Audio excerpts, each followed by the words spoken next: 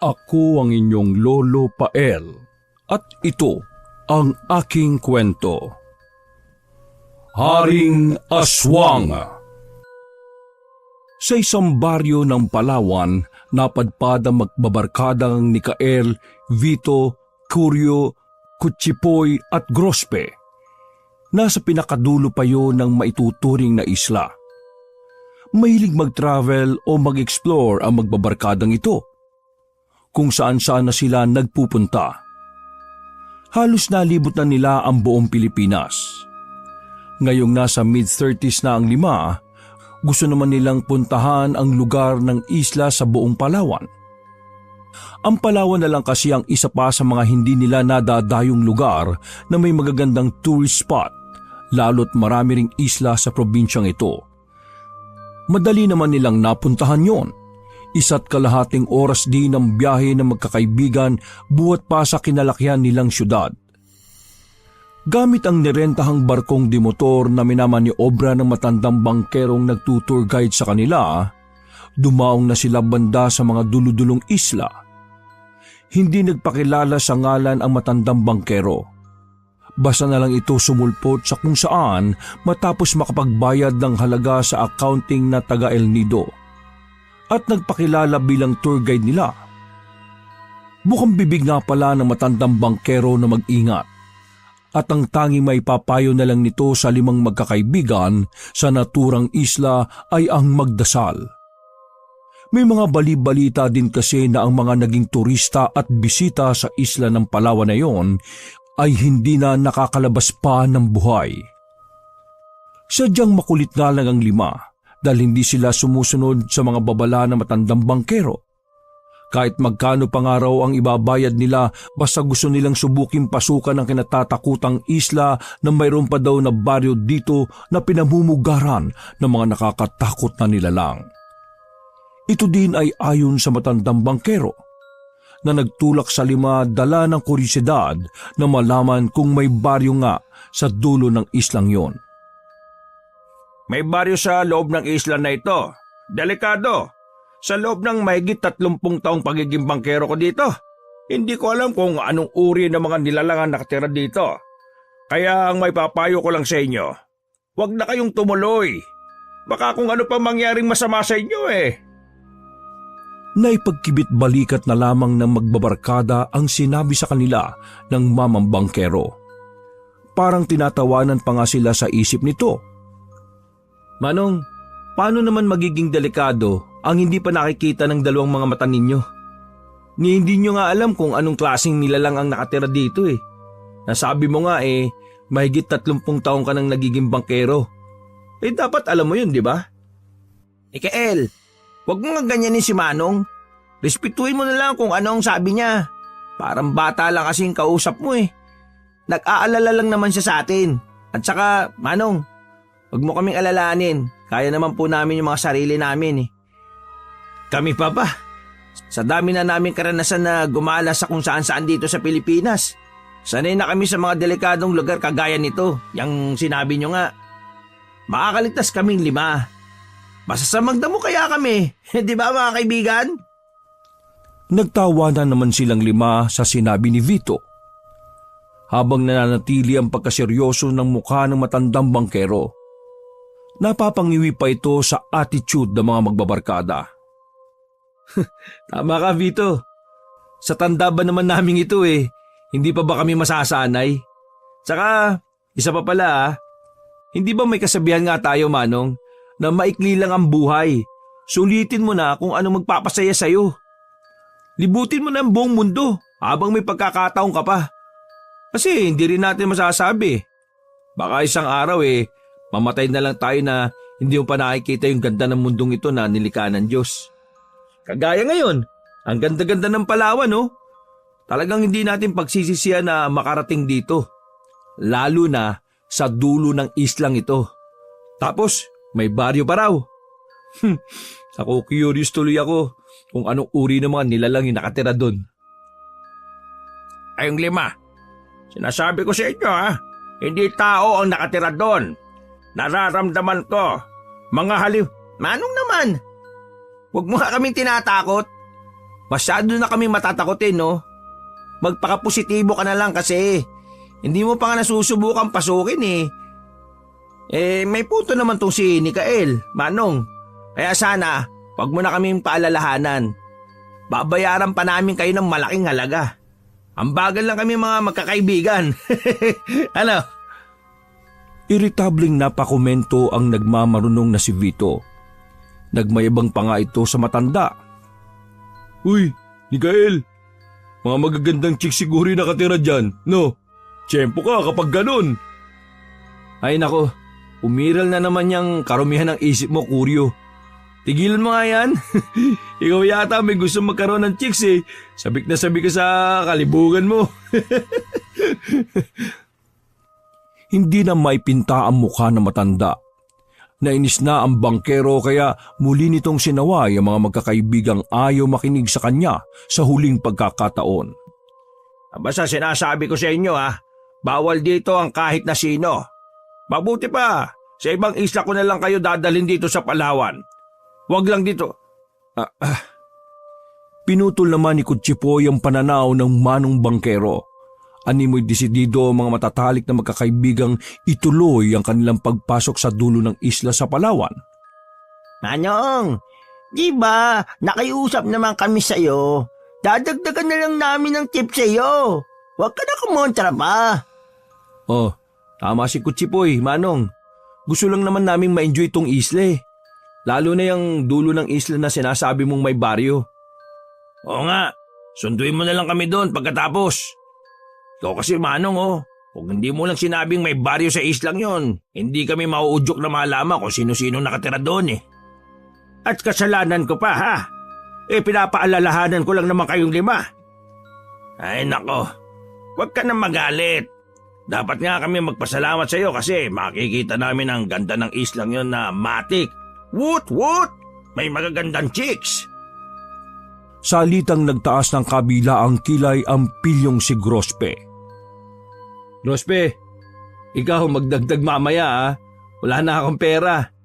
Sus, kakuriputan mo, Nikael.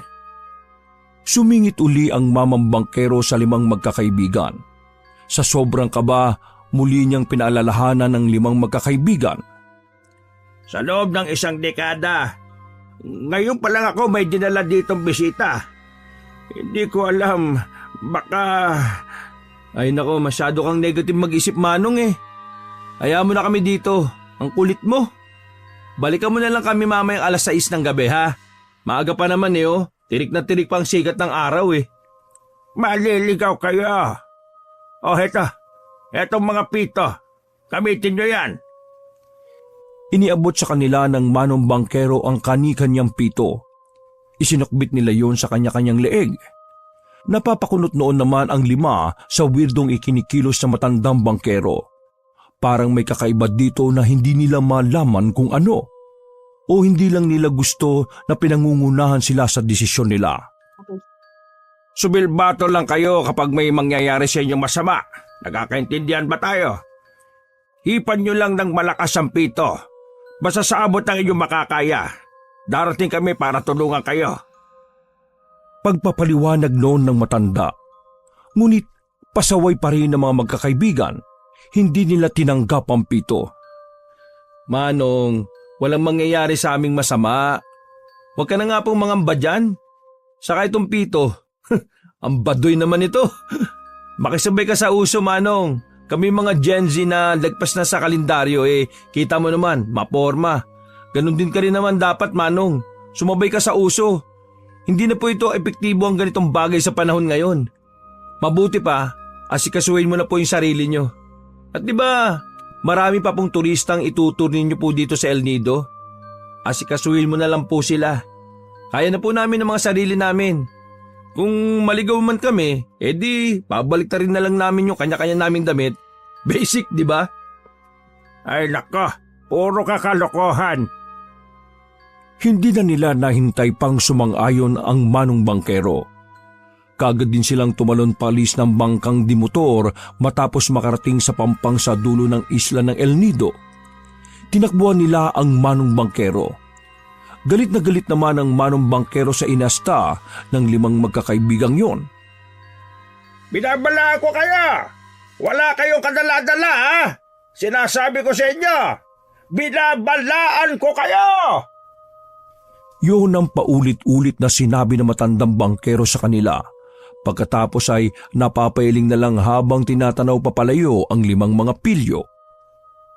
Tawanan na namang muli ang 5 sanay na sa galaan. Yung manong talaga na yan, oh. Masyadong nag-aalala. Ano? Ginawa pa tayo mga bata eh. Ang tanda-tanda na natin eh. Oo nga, bakit pa ganun yun? Hindi kasi siya crush ng crush niya eh, kaya ganun yung kutsipoy. Sus, ikaw din naman Vito. Oo, wag na kayo magtalo. Damay-damay na tayong lahat dito. Kaya nga, wala pa tayong jowa hanggang ngayon, di ba? Lagpas na tayo sa kalendaryo. Inuuod na yung mga katawang lupa natin. Uy, grabe ka naman sa inuud, Grosbe. Nang to, walang bookingan ng edad. At yung term mo na inuud pa nga ang katawang lupa, grabe, altang-alta na galing ka talaga sa sinaunang panahon eh, no? Hoy, bakit? Totoo naman ni Carla. At least, tumanda man tayong 5, nasulit naman natin ang buhay natin dito sa mundo.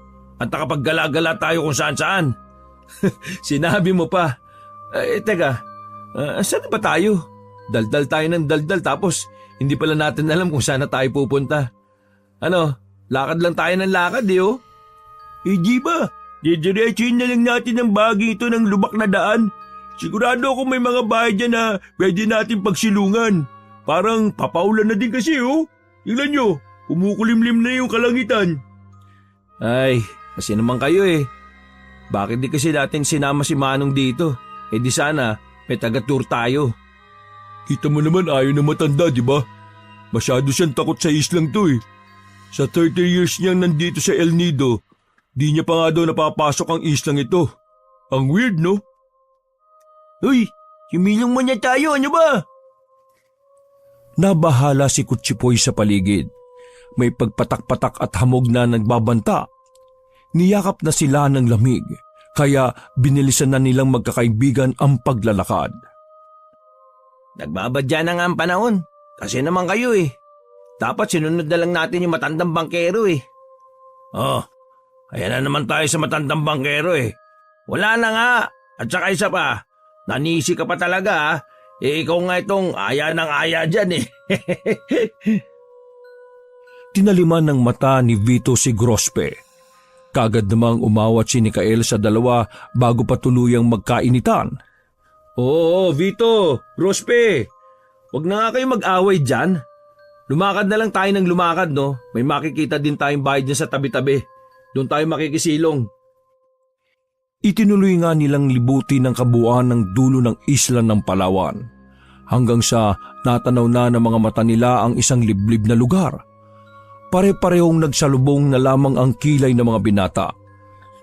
Tapos ay nagkatinginan na iisa ang iniisip ng bawat isa. Totoo nga yung sinasabi ng mamang bangkero na yun. May baryo sa loob ng islang ito. Unang beses ko palang makainkwento ng ganito ha. May ganito pala talaga dito. Magkahalong pagkamangha at pagtataka ang umukit sa mga mukha nila. Subalit nalipatan ng atensyon ng 5 binata sa paparating na residente ng baryong yon. Taliwas sa reaksyon nila'y takot naman ng mga mata nito na tumungo sa kanila. Biglang napalitan ng panlalaki ng mga mata ang mga magkakabarkada ng baluti ng dilim ang puting kalangitan. Kagad nagtago ang 5 magkakaibigan sa mga malalagong matatandang punong ligaw upang may masilungan sila.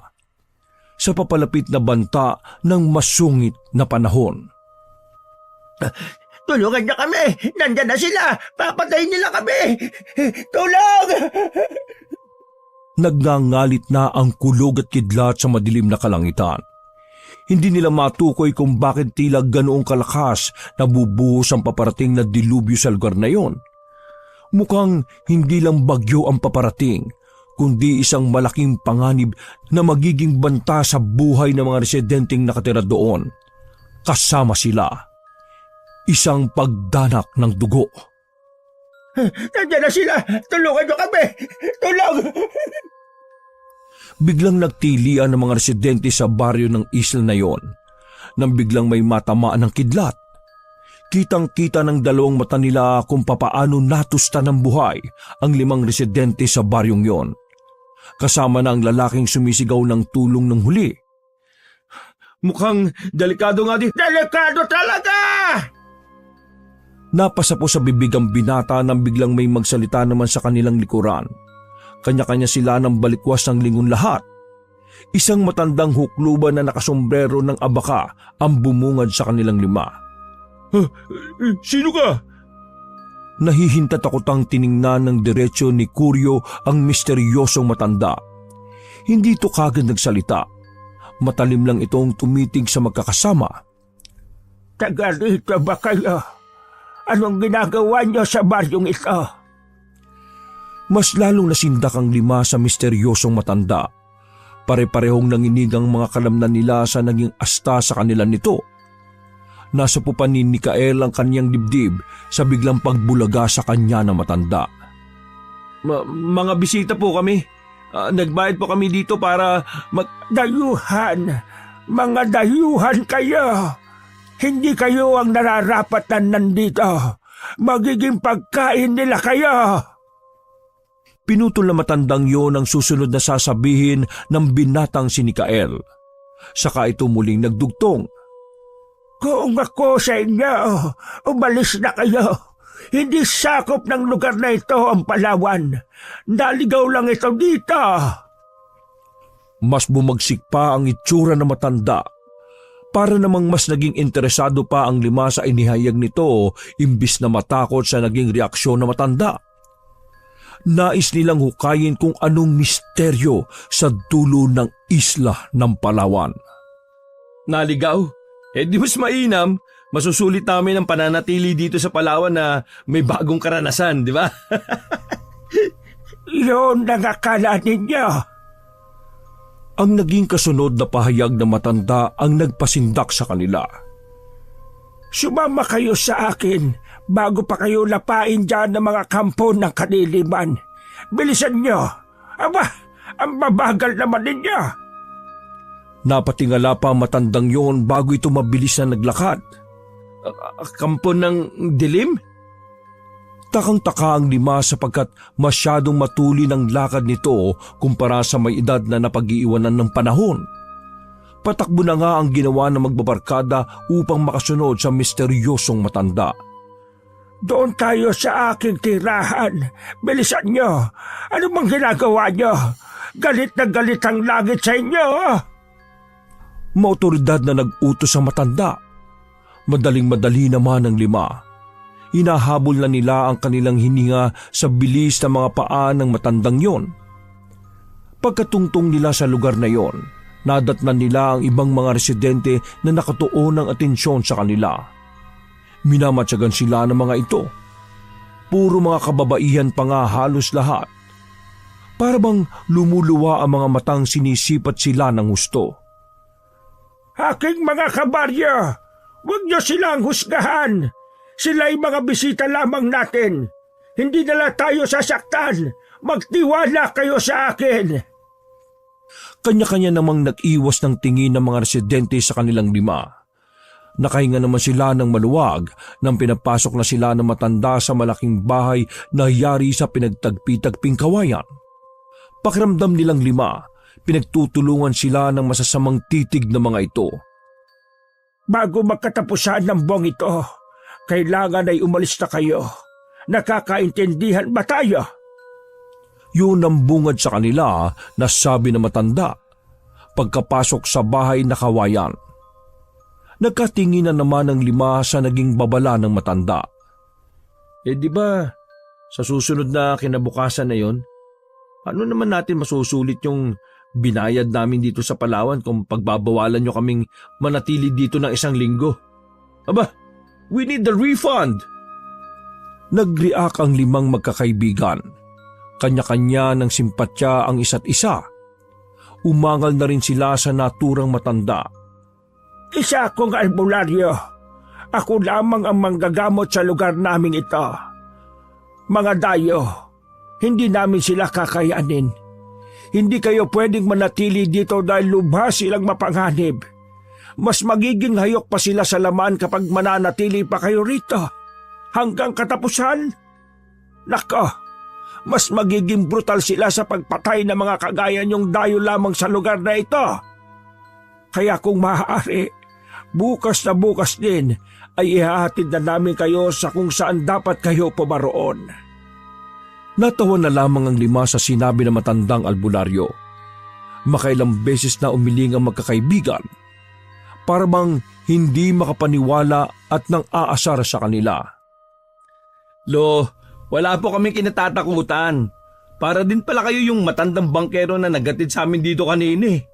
Mahilig sa babala. Nasa may sinasabi niyo mga panganib? Nananakot lang kayo mga matatanda eh, para di namin malibot ito. Ang damot niyo naman kasi sa likas na yaman eh. Hindi niyo naman pagmamayari ito, di ba? Pagmamayari ito ng Diyos nating lumikha nito. Siguro, may kayamanan dito no, kaya ayaw niyong matagpuan namin to. Share your blessing naman. Saan ba namin maaari matagpuan yung kayamanan na yan, ha? Mas lalong nanggalaiti ang matandang albularyo sa naging astani ni Kael. Hindi nito nagustuhan ang sinabi ng binatang pilosopo. Nag-hysterical na ang albularyo. Nanlisik ang nagliliyab nitong 2 mga mata. Nanggigigil ang panga nito at matigas na nagturan. Darating siya! Magbabagong anyo siya! Hindi kayo pwedeng nandito! Mas magiging madugo lang ang lahat kapag nandito kayo!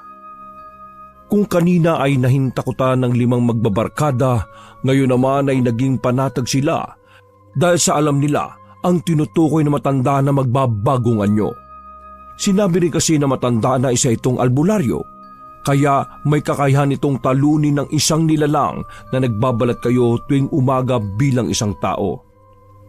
Kaya mo naman ata sila, Loy. Anong kayang sinasabi mo?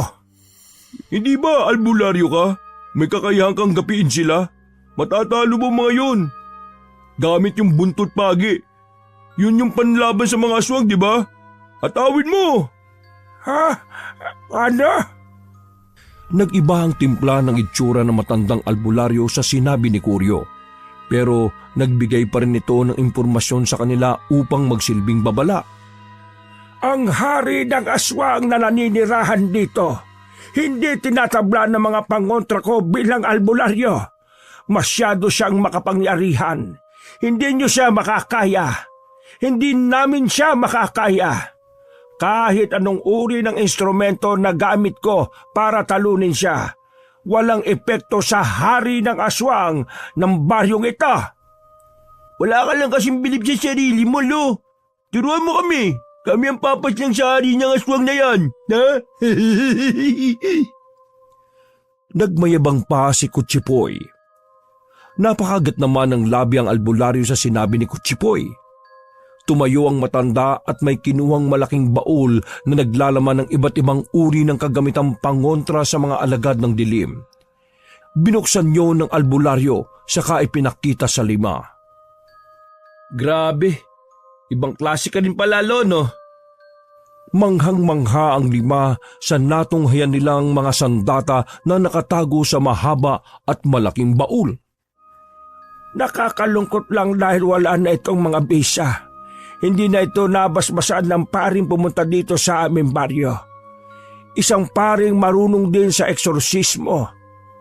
Kailangan itong dasalan upang talunin sila. Anong ibig niyo sabihin dadasalan namin? Kami ba dapat magdasal sa mga yan? Bumaling ang matandang albularyo sa 5 magkakaibigan. Ang kaninang matalim na mata nito'y napalitan ng pagmamakaawa. May marunong ba dyan magdasal sa inyo? Isang dasal na nagmumula sa Kristyanismo. Napamaang ang 5 magkakaibigan sa tanong ng albularyo sa kanila. Nagkatinginan ng 5. Taasan lamang sila ng kilay kung sino ang magboboluntaryong dasalan ang mga sandatang kikitil sa kampo ng kadiliman. Pabulong na lamang na nag-usap ang 5. Ano yan? Hindi tayo marunong magdasal. Humagalpak ng tawa ang 5 binata sa sinabi ni Gorospe. Hanggang sa sinundan na nila ng mga puro kalokohan. God gave me you. Yan lang ang dasal ko. Pwede bang kantain na lang yan? Effective naman siguro yan, di ba? Sira, ubra ba yon? Sa boses pala kamong yan. Baka kapag kinanta mo yan masira lang ito mga kagamitan ni Lolo. Ang sabihin mo, sa ganda ng boses kong ito, baka mabigani yung mga aswang na yun sa tinig ko at makatulog sila. Baliktad, baka mas lumayo pa. Di, effective rin pangontra ang boses ko pala kung ganon. Pangtaboy sa mga alagad ng dilim. Mas advantage naman pala pareho ang boses kong ito Naitirik ni Mikael ang mga mata sa mahangin na salita ni Vito. Ikaw na lang kaya ang ipain namin. Uy, huwag ka nang kumontra ni Kael. Pero seryoso, sino ba? May dala akong Bible dito. Aba, himala. Meron ka palang ganyan sa inyo, Grospe? Kaso, hindi ko pa napagtutuon ng basahin to Hindi ko naman binabasa talaga yan. Binibigay lang ng mga saksi yan noon. Alam nyo yan, kayo din binigyan din kayo ng mga yun, di ba? Totoo, halos lahat naman tayo Minsan mga Mormons pa nga ba yun?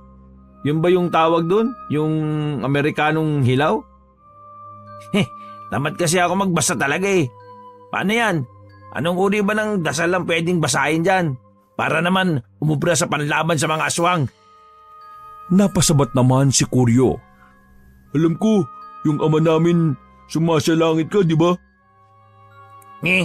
Di ba para sa mga sinasapian lang yung mga yon? Yung ganyang uri ng dasal? Tama. Hindi ba yun yung dating paring nagdasal sa mga kagamitan ni Lolo Albulario at isang exorcist? Dinadaldal daw niya yun para sa mga napupusis Napabuntong hininga na lamang si Vito. Bakit hindi natin tanungin si Lolo Albulario?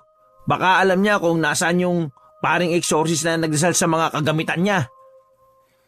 Humirit naman si Kuryo ng pabiro sa matandang albularyong kasalukuyang nag-iisip ng paraan para maitaka sila sa kapahamakan.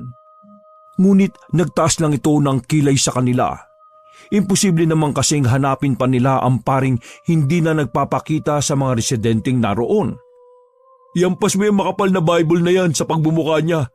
Baka lang malaman na niya anong dasal ang pwede dyan. Ang dami-dami niyan Ano, iisa-isay natin yung pages na nasa Bible? Uy, bad! Iampas talaga sa mukha ni Lolo. Grabe kayo Shh! Baka marinig kayo, huy!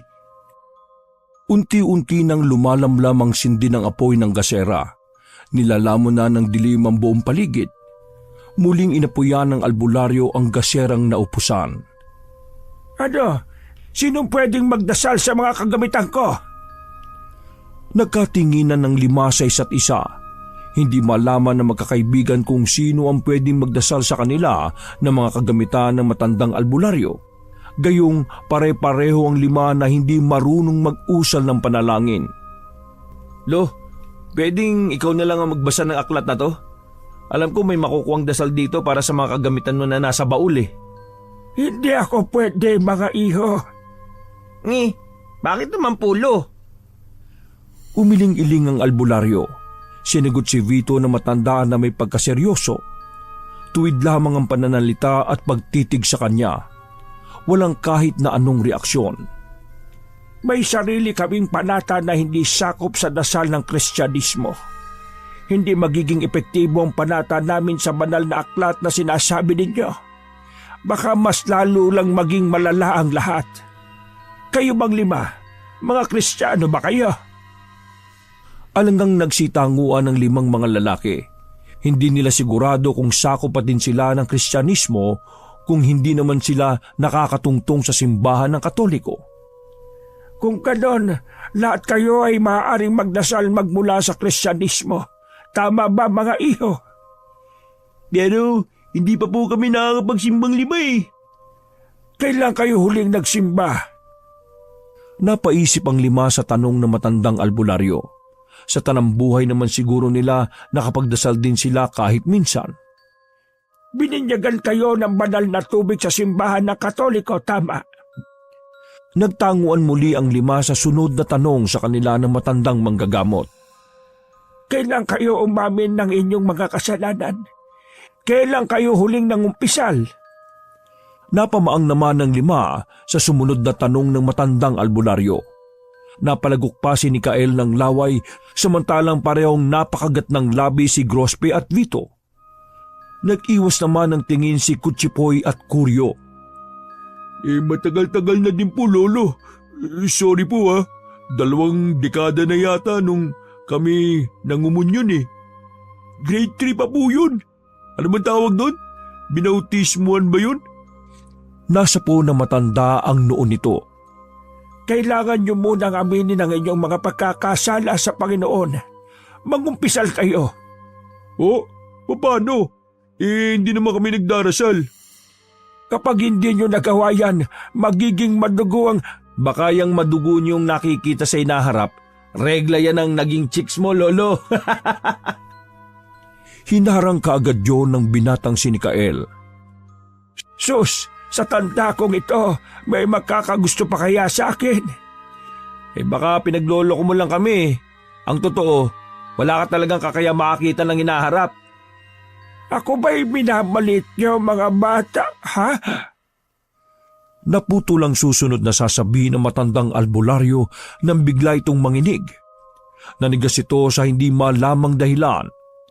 Ilang saglit pa, tumirik na ang mga mata ng matandang albularyo. Pinuno ng puti ang 2 mata nito. Napalayo naman ng bahagya ang 5 magkakaibigan.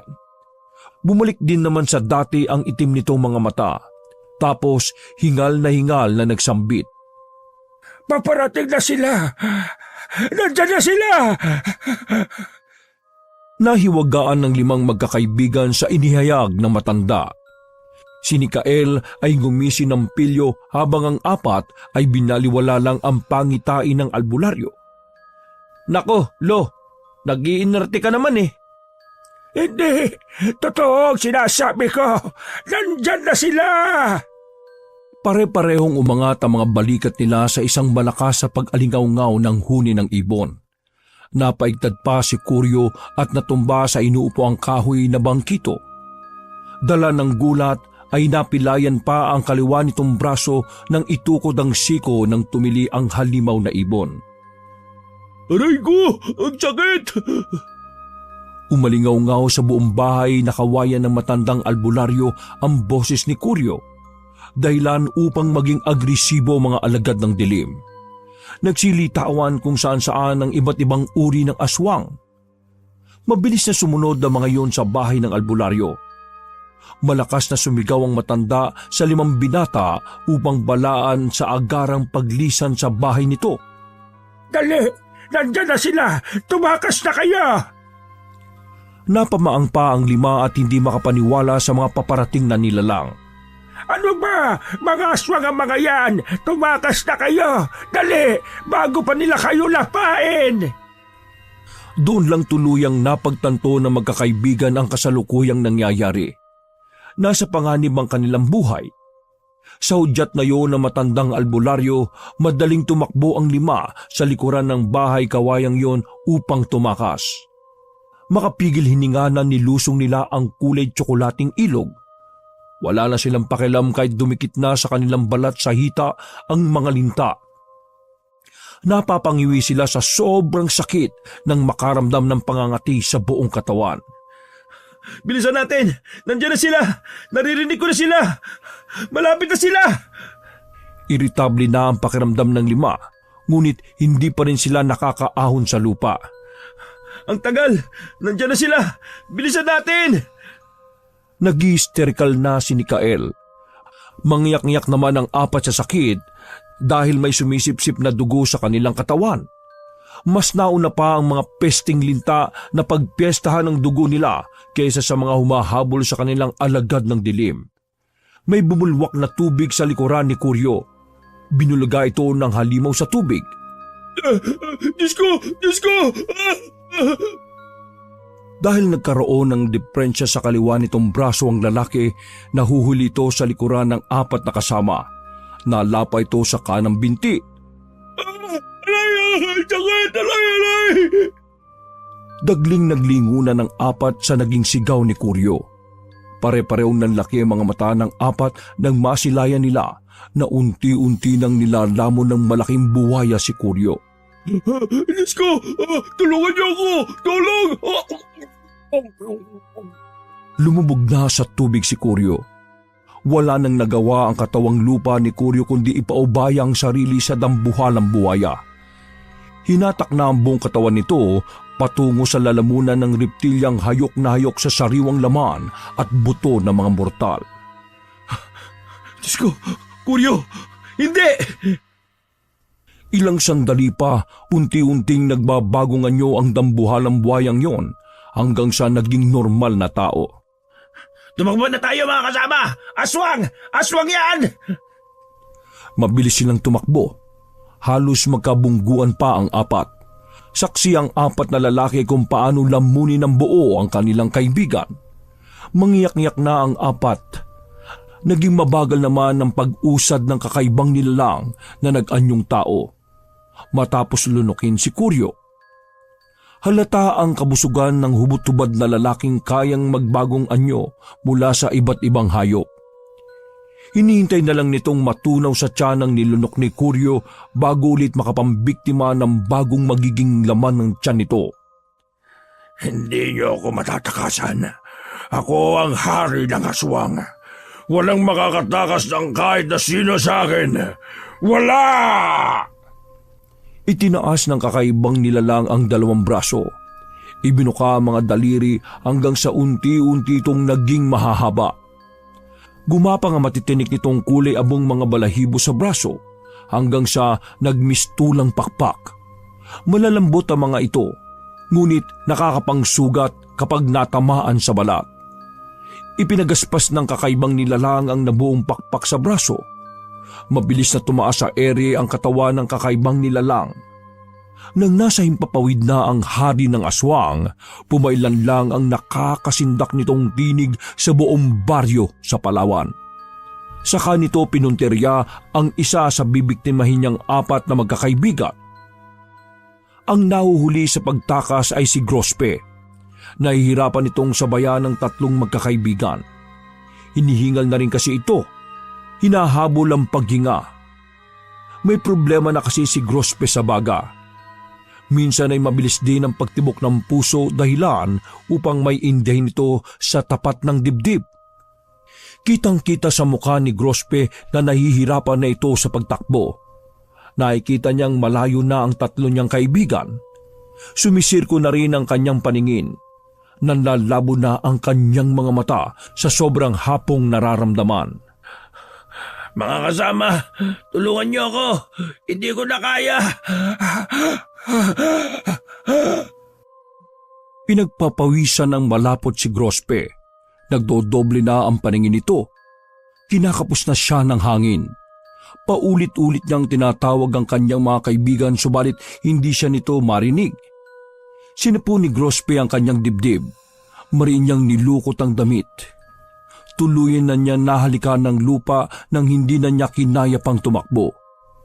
Hindi na rin niya maaninag ang kanyang mga kaibigan. Nawala ng parang bula sa mga mata niya sina Mikael, Vito at Kutsipoy. Iniwan na siya ng mga ito sa ere. Habang papalapit na ng papalapit sa kanya ang panganib, naririnig na niya ang ngir-ngir ng mga alagad ng dilim. Mas lalong na-trigger ang kanyang puso sa kung anumang posibleng mangyari sa kanya. Napaluhan na lamang ang lalaki. Wala na itong nagawa kundi tanggapin ang brutal niyang kapalaran sa baryong yon sa Palawan. Akala ko, mga tunay silang kaibigan. Sarili lang pala nila ang iniisip nila. Sayang ang nabuong pagsasamahan natin sa paglibot-libot natin dito sa Pilipinas. Sayang. Hindi na namalaya ni Grospe na nasa likuran na niya ang kakaibang nilalang na kayang mag-iba ng anyo.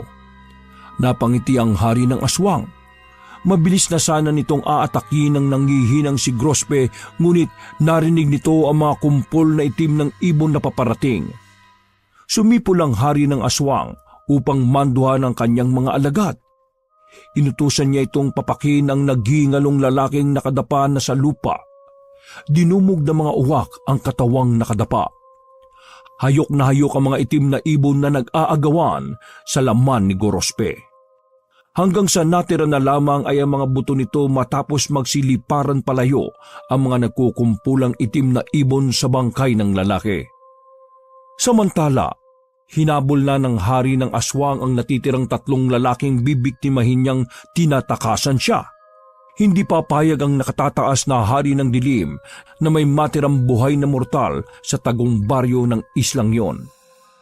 Sa kabilang dako naman, nakalayo-layo naman ang 3 sa mga hayok na walang kaluluwang mga halimaw. Pare-pareho silang pagod mula sa pagtakbo. Doon lang din nila napagtanto na hindi na nila kasama pa si Grospe. Napailamos sa mukha si Mikael. Sabay na naitakip nito ang kamay sa kanyang bibig. Patay na si Grospe. Napailing naman si Vito. Napakagat pa ito ng labi habang iniisip na wala na ang kaibigan. Huwag mo na siyang hanapin, Mikael. Wala na siya. Wala na. Wala na kaibigan natin. Nag-uumpisa na itong humikbi hanggang sa maging hagulgol. Nahawa na rin sina Mikael at Kutsipoy sa pag-iyak ni Vito. Sinubukan naman pigilan ni Kutsipoy ang namumuong emosyon sa dibdib. Kasalanan ba natin na gusto lang natin mailigtas sa mga sarili natin? Kaya hindi natin siya napansin kanina? Kutsipoy, wala tayong kasalanan. Talaga ba, Vito? Wala tayong kasalanan? Hindi ba alam natin na may history ng asma si Grospe? Dapat pinauna natin siya eh. Dapat alam natin yun. Dapat inalalayan natin siya. Kaya dapat buhay pa siya kasama natin. Mikael, nasa bingi tayo na kamatayan kanina. Uunahin pa ba natin kung anong naging sakit niya? Ang nararamdaman niya? E di, inamin mo rin na sarili mo lang ang iniisip mo, Vito. Wala akong sinasabing ganyan, Kael. Wala kang kwentang kaibigan. Eh ikaw, di ba ikaw rin naman? Wala kang kwenta kaibigan. Kaya nga tayo nandito ngayong 3 eh. Kasi pare-pareho natin siyang iniwan. Tama na. Tumigil na kayo, ano ba? Doon na pumagitna si Kutsipoy. Hindi ito oras para mag-away. Pwede ba, sa pagkakataong ito, huwag na kayong magkontraan. Sa halip ang isipin nyo kung paano tayo makakalis sa impyernong baryo na ito. Isla ka mo. Napasabunot ng buhok si Mikael. Mangyak-ngyak ito na hindi na malaman ang gagawin. Napailing muli si Vito saka napayuko. Maski ito, hindi alam kung paano sila makakalabas sa baryong yon na nasa loob ng isang isla. Kael, sorry kung naging ganito ako. Sorry rin, Vito. Nagkayakapan ng 2 binata. Pangiting-ngiti naman si Kutsipoy na wari inaasar pa ang 2. Pero kagad din itong binawi ang pang-asar ng ngiti nang makarinig ng malakas na alingaw-ngaw na mga ibon. Hindi niya siguro obra pa yung ginawa natin nung una. Anong una, Kutsipoy? Yung binaliktad natin yung mga damit natin para hindi tayo maligaw. Ginawa ba natin yung kanina? Hindi gawin natin. Wala nang ibang paraan. Kailangan natin bumalik sa kubo para magpatulong tayo sa matandang albularyo para makalis sa lugar nito ng mga aswang. Pero paano tayo makakabalik? Hindi nyo na kailangang pambumalik. Sabay-sabay na nagsilingunan ng 3 magkakabarkada.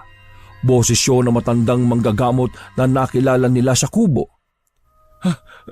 Ikaw pala, Lo. Papanong? Wala na ang marami pang tanong, mga iho. Ilalabas ko na kayo dito. Itatakas ko na kayo. Pero, Lo, yung aswang pa na pumatay kay Kuryo at Kutsipoy. Ako na ang bahala sa kanya.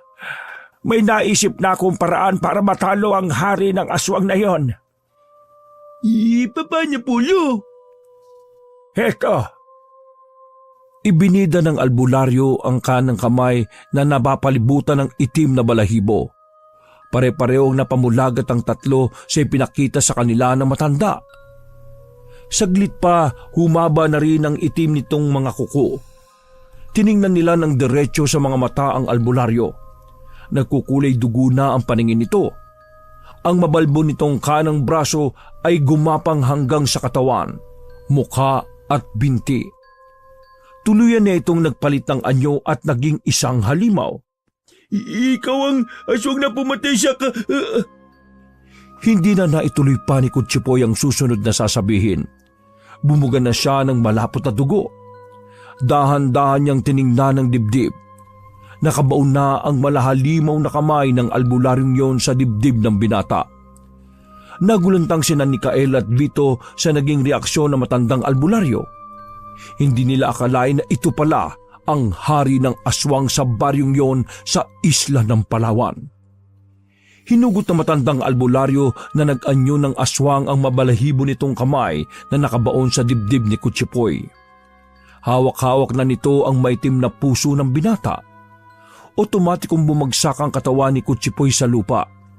Nakadilat itong nawala ng malay. Nakakakilabot na napapahalakhak ang hari ng aswang.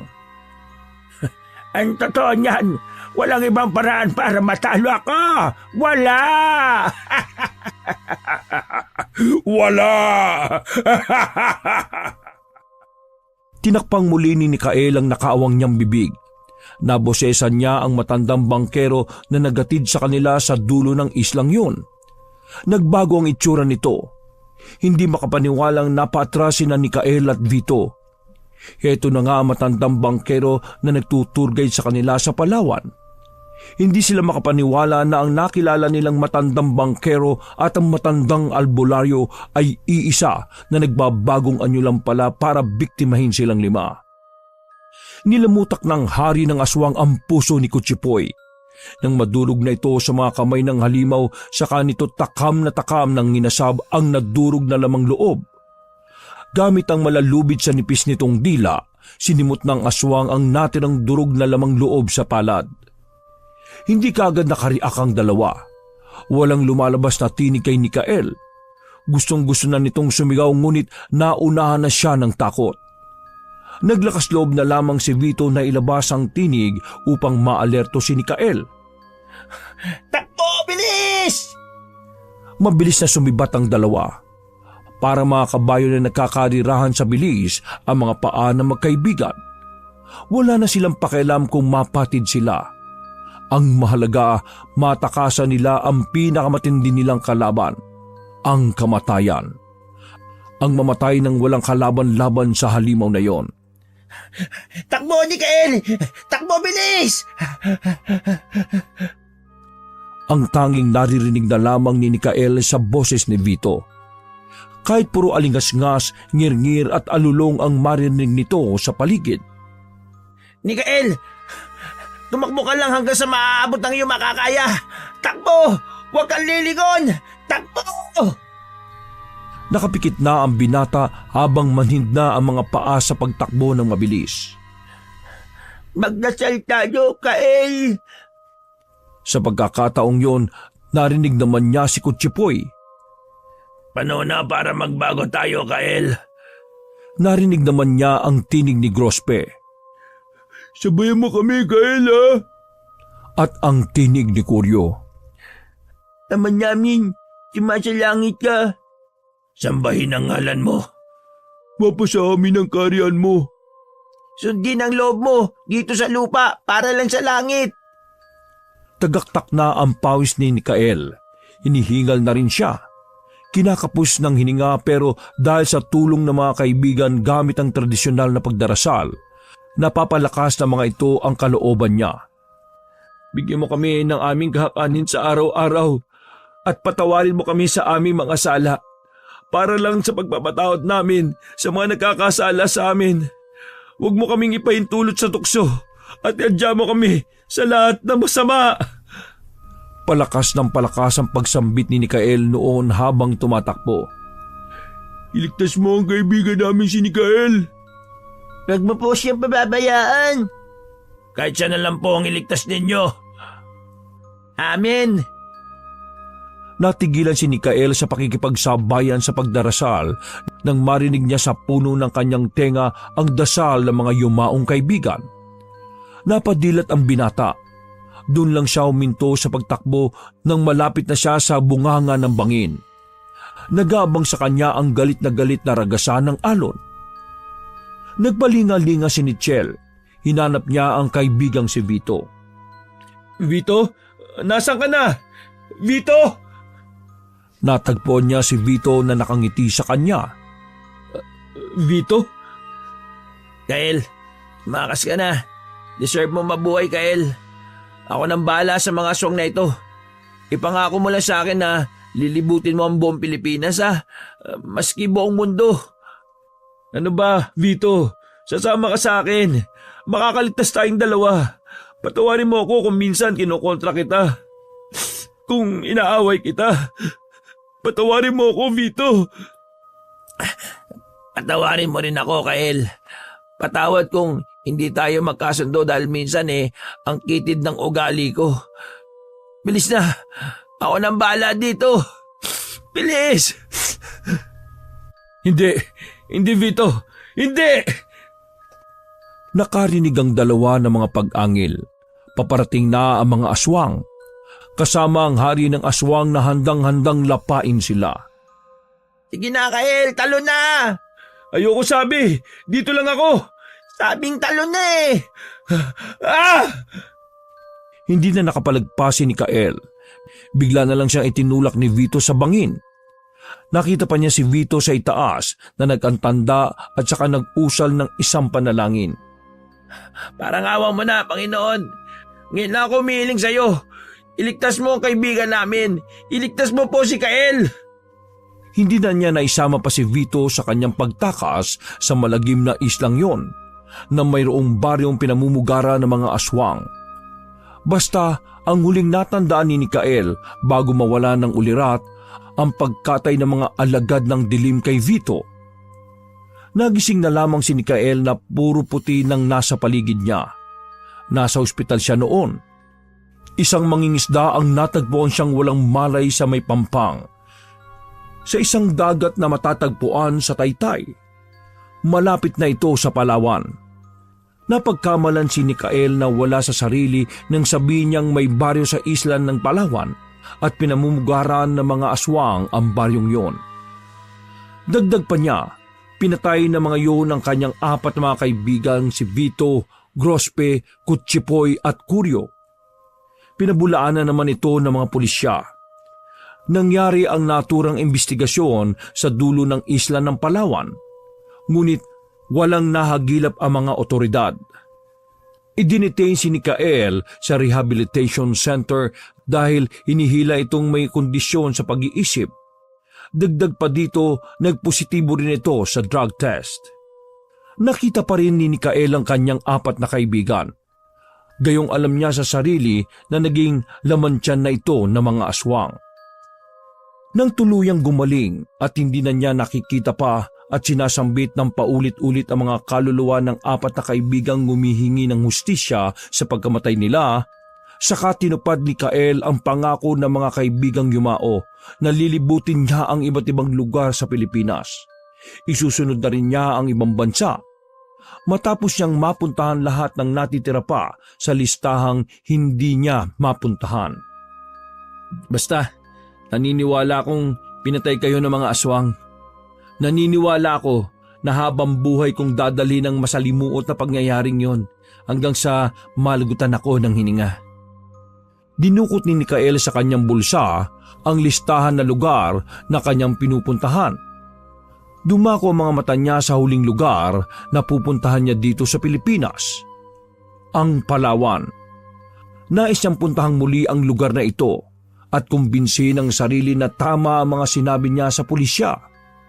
Gusto niya muling makadaupang palad ang mga nakakatakot na nilalang sa loob ng islang yon, kung saan may baryo at may mga residente dito na mapagbalat kayo bilang mga alagad ng dilim.